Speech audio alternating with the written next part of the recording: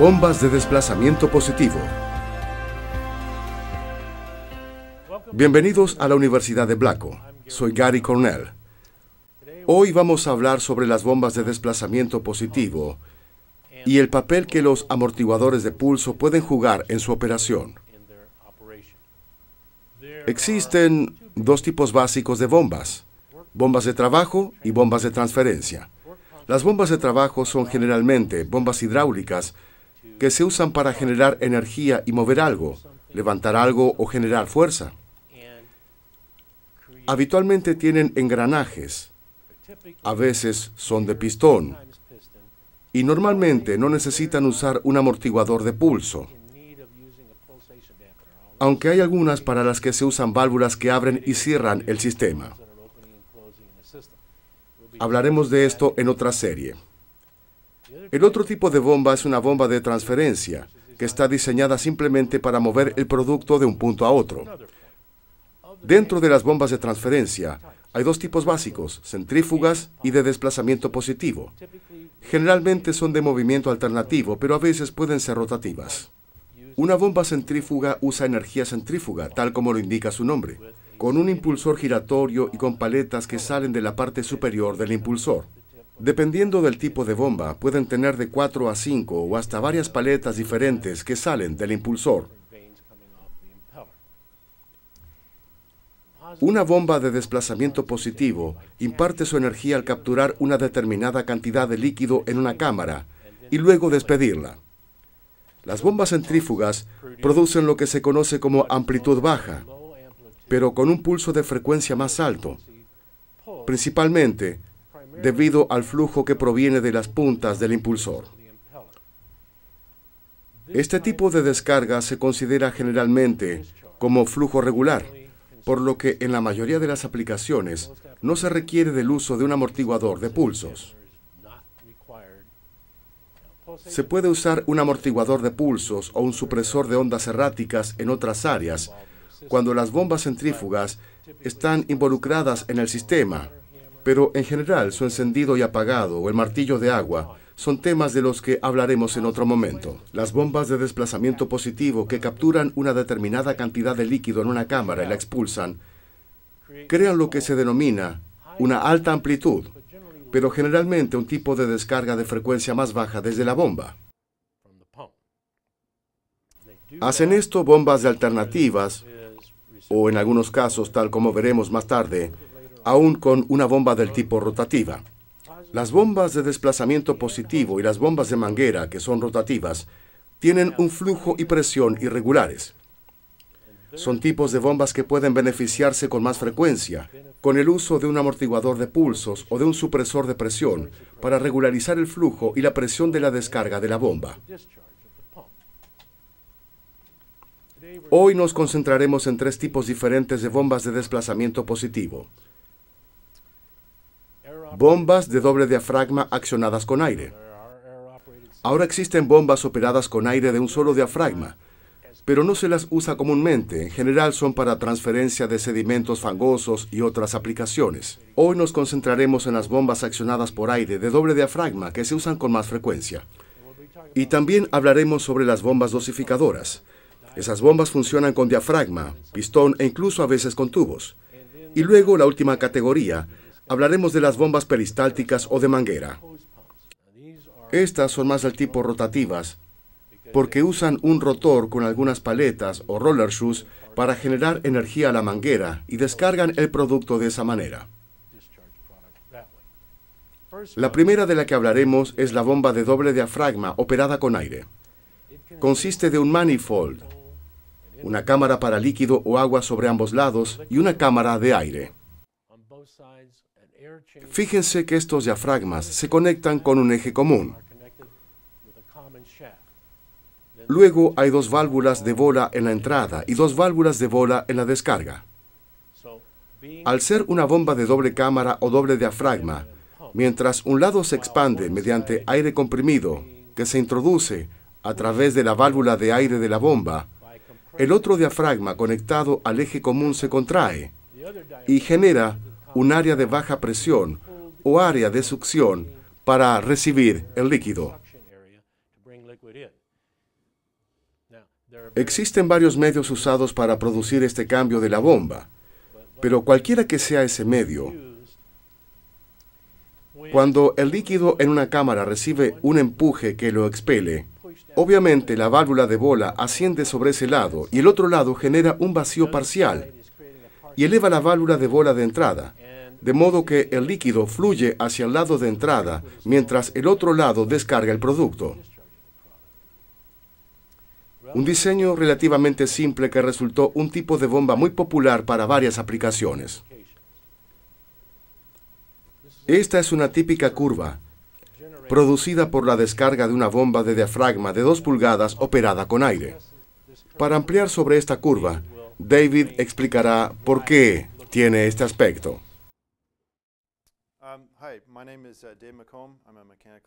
Mi nombre es David McComb. Soy ingeniero mecánico aquí en Blaco. Tal como mencionó Gary, hablaremos de estas curvas.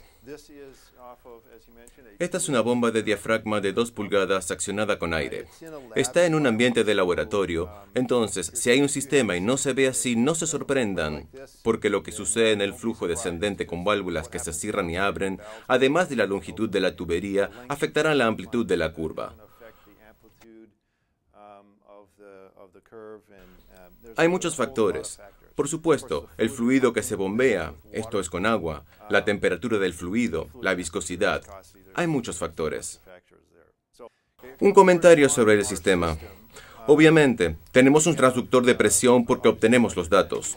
Registramos a una frecuencia de 500 muestras por segundo, así que hay 500 muestras entre este punto y este. Eso es un segundo. No sé qué tan bien lo reciben ahí. Otra cosa que tenemos aquí es una válvula de vapor. No es otra cosa que una válvula de bola parcialmente cerrada en el sistema para generar contrapresión y poder dirigirla hacia donde queremos. Si miramos aquí con atención, desde este punto a este punto, es cuando una de las cámaras en la bomba está bombeando. Este punto de aquí hasta aquí es donde la otra cámara está bombeando. Si miran con atención, pueden ver que esta sección es bastante quebrada y esta es más suave. Luego, esta es quebrada otra vez y luego suave una vez más. Desde aquí hasta aquí es un ciclo de bombeo. Si miran esta, es bastante quebrada en todo su recorrido, pero no es ruido electrónico. Son verdaderas fluctuaciones de presión en el sistema. Cuando la válvula se abre y cierra, la acción es muy abrupta y genera un pequeño pico de presión que viaja a través del sistema.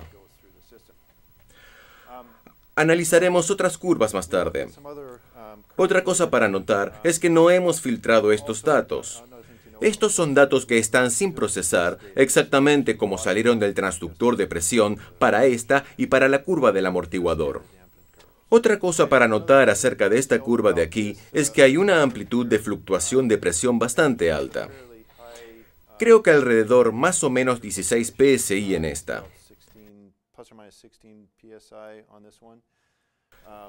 Esta es sin amortiguar. Básicamente se trata de conectar la tubería a la bomba y esto es lo que se obtiene. Volvemos con Gary, que continuará hablando sobre la bomba.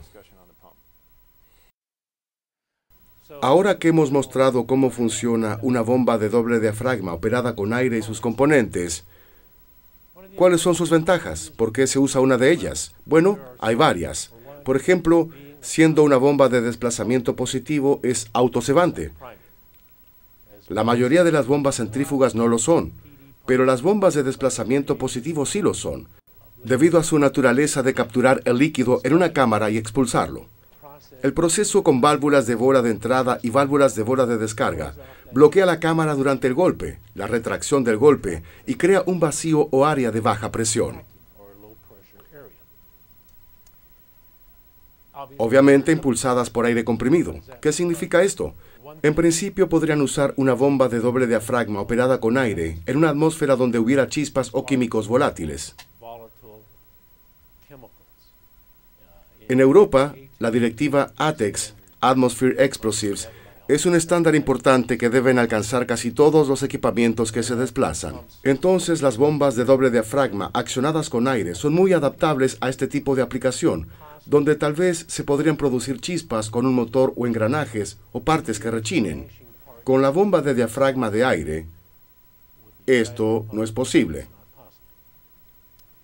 El aire también permite que la bomba sea variable en velocidad y presión. Esto es importante en muchas aplicaciones porque, por ejemplo, al llenar un filtro prensa, se produciría primero una presión más baja y generalmente una velocidad más alta, pero a medida que el medio en el filtro retrocede o se carga, la presión se incrementa para mantener el llenado del filtro. Con una bomba de doble diafragma accionada con aire es muy sencillo. Se establece el índice de flujo del aire comprimido para la bomba y la presión, y se ajustará automáticamente a la presión creciente en el sistema. Las bombas de doble diafragma operado con aire tienen la posibilidad de bloquearse. Cuando una válvula se cierra en la descarga de la bomba, esa presión que se genera durante el bombeo dentro de la descarga se acumulará. Cuando esa presión en la descarga iguala la presión del aire comprimido dentro de la bomba, ésta se bloqueará. No se requieren válvulas de derivación. No se necesita ningún camino alternativo para aliviar la presión. Simplemente se bloquea, se queda detenida, totalmente cargada con líquido y lista para cuando esa válvula en la descarga se abra para reiniciar el bombeo. La bomba se reinicia automáticamente. Todas las bombas de doble diafragma accionadas por aire manejan bien los productos viscosos y sólidos de considerable tamaño. Básicamente, hay dos tipos de válvulas en las bombas de doble diafragma accionadas por aire. Una válvula de bola y otra, las válvulas de clapetas. Las válvulas de clapetas tienen una mayor abertura, de modo que se usan para sólidos de mayor tamaño, pero ambos tipos pueden manejar materiales fangosos, viscosos y sólidos. También por su naturaleza pueden manejar productos de alta viscosidad o líquidos.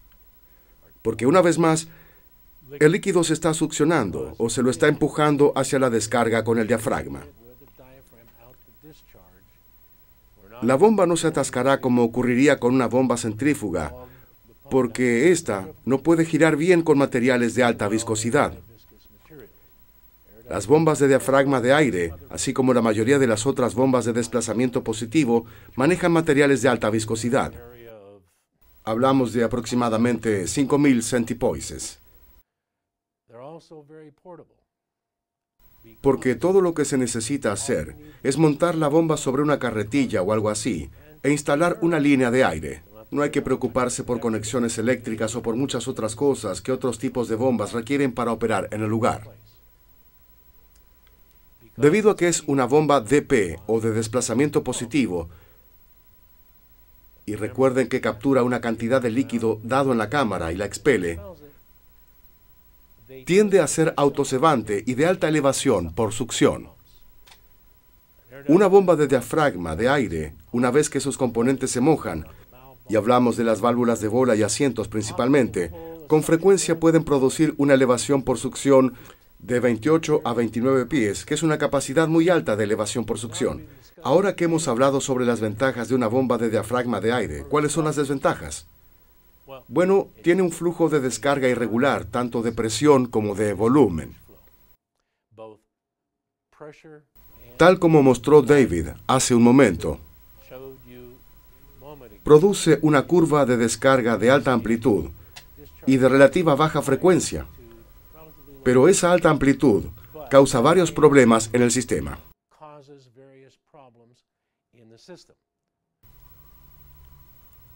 Además, con esta descarga intermitente, surge el área de la punta de aceleración. Eso significa que el flujo de la descarga no es regular, como vimos, y cada vez que la bomba descarga el líquido de la cámara, tiene que reacelerar el líquido que ya se encuentra en la línea de descarga.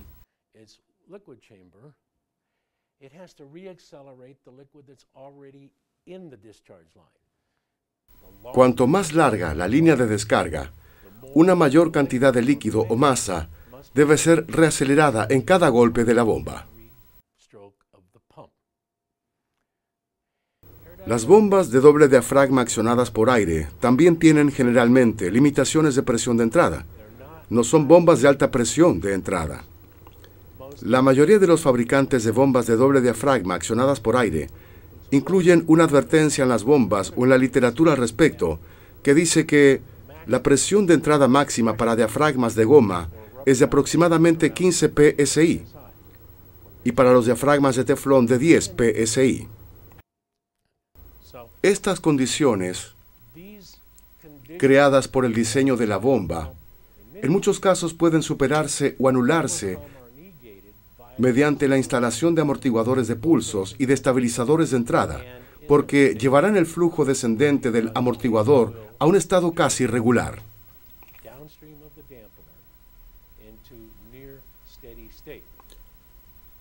Es importante ubicar el amortiguador exactamente en la descarga de la bomba, digamos dentro de los 10 diámetros de tubo, porque el efecto de la bomba no se logrará hasta que el flujo haya pasado por el amortiguador. Si el amortiguador tiene las dimensiones apropiadas y ha sido cargado correctamente, se eliminan en forma efectiva los problemas de la punta de aceleración. La vibración desaparece porque el flujo es regular y por lo tanto la presión es regular. Y sobre el lado de entrada, al usar un estabilizador de entrada, se absorberán o acumularán los picos de presión o cualquier limitación de la misma, que casualmente se genera debido a la apertura y cierre de las válvulas de bola y al flujo moviéndose y deteniéndose dentro de la bomba. Entonces, todos estos inconvenientes pueden superarse mediante la apropiada instalación de un amortiguador de pulsos o de un estabilizador de entrada. Ahora, David hablará sobre la última repetición de las curvas de la bomba, que muestra tanto el comportamiento con amortiguación y sin amortiguación.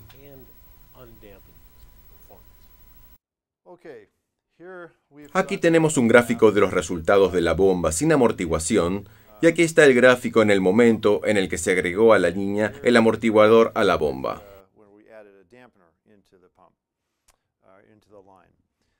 Tal como lo mencionó Gary, la ubicación del amortiguador es muy importante. Se debe colocar lo más cerca posible a la bomba porque hay un volumen de flujo entre la bola en la descarga de la bomba y el amortiguador, y cuanto menor sea la cantidad de flujo que haya ahí, menor será la aceleración y desaceleración de ese flujo. Por lo tanto, si está más alejado, no se obtiene el efecto. Recomendamos dentro de los 10 diámetros de tubo respecto de la zona de descarga, y mucho mejor si se puede colocarlo justo en esa zona. Pueden ver que aquí hay algo de fluctuación, pero mucho menos que antes. En este caso, tenemos 3.5 psi de fluctuación, y antes del amortiguador teníamos más o menos 16 psi. Generalmente, eso está bien para la mayoría de las aplicaciones, pero para otras no lo es. En un momento hablaremos de los cálculos de dimensiones. Al ver un gráfico como este, algo les dice sobre la bomba. Tal vez podría haber una bola diferente a la otra, tal vez tenga una fuga menor, y se esté moviendo un poco menos de flujo de un lado que del otro. Tal vez una esté cerrándose en efecto. Positivamente, esa es la razón de este gran pico acá. Hay muchos factores aquí. Bien, si se fijan aquí, verán las depresiones del gráfico. Aquí tenemos alrededor de 15 psi en el lado inferior, y luego llegamos hasta 45 o 46 psi. Esa es una variación bastante considerable. También observen que entre esta curva y esta curva, la válvula que está creando la contrapresión está exactamente en el mismo lugar. La curva resultante con amortiguador es de alrededor de 30 psi y se ha eliminado. En efecto, la pérdida de la punta de aceleración se ha minimizado.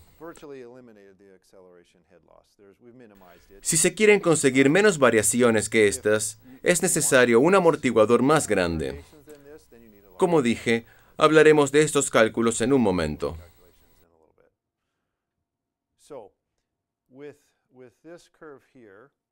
Con esta curva de aquí, las fluctuaciones de presión en el lado de salida del amortiguador se han reducido, porque el flujo masivo no está acelerándose y desacelerándose en el sistema de tuberías.